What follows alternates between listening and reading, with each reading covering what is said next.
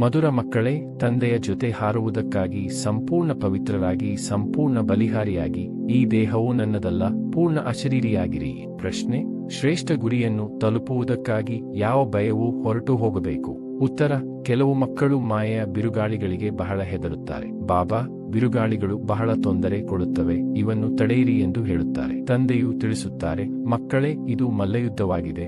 ಆ ಮಲ್ಲಯುದ್ಧದಲ್ಲಿಯೂ ಒಂದೇ ಕಡೆಯಿಂದ ಯುದ್ಧವೂ ಆಗುವುದಿಲ್ಲ. ಒಂದು ವೇಳೆ ಒಬ್ಬರು 10 ಏಟುಗಳನ್ನು ಹೊಡೆದರೆ ಇನ್ನೊಬ್ಬರು 5 ಏಟುಗಳನ್ನು ಖಂಡಿತ ಹೊಡೆಯುವರು. ಆದ್ದರಿಂದ ನೀವು ಖಂಡಿತ ಹೆದರಬಾರದು. ಮಹಾವೀರರಾಗಿ ವಿಜಯಿಗಳಾಗಬೇಕಾಗಿದೆ.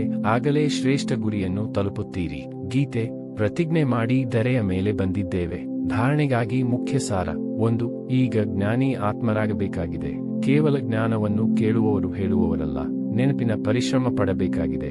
ಅಶರೀರಿಯಾಗಿ ಅಶರೀರಿ ತಂದೆಯನ್ನು ನೆನಪು ಮಾಡಬೇಕಾಗಿದೆ. 2. ತಂದೆಯ ಮಕ್ಕಳಾಗಿ ಅನ್ಯ ಎಲ್ಲಾ ಮಾತುಗಳಿಂದ ಮಮತ್ವವನ್ನು ಕಳೆಯಬೇಕಾಗಿದೆ. ಈ ದೇಹವು ನನ್ನದಲ್ಲ, ಪೂರ್ಣ ದೇಹಿ ಅಭಿಮಾನಿಯಾಗಿ ಸಂಪೂರ್ಣ ಸಮರ್ಪಣೆಯಾಗಬೇಕಾಗಿದೆ. ವರದಾನ: ಮಾಸ್ಟರ್ ಸರ್ವಶಕ್ತಿವಂತನ ಸ್ಥಿತಿಯ ಆಸನದಲ್ಲಿ ಕುಳಿತುಕೊಂಡಿರುವಂತಹ ಸಹಜ ಹಾಗೂ ಸದಾಕಾಲದ ಕರ್ಮಯೋಗಿ ಭವ.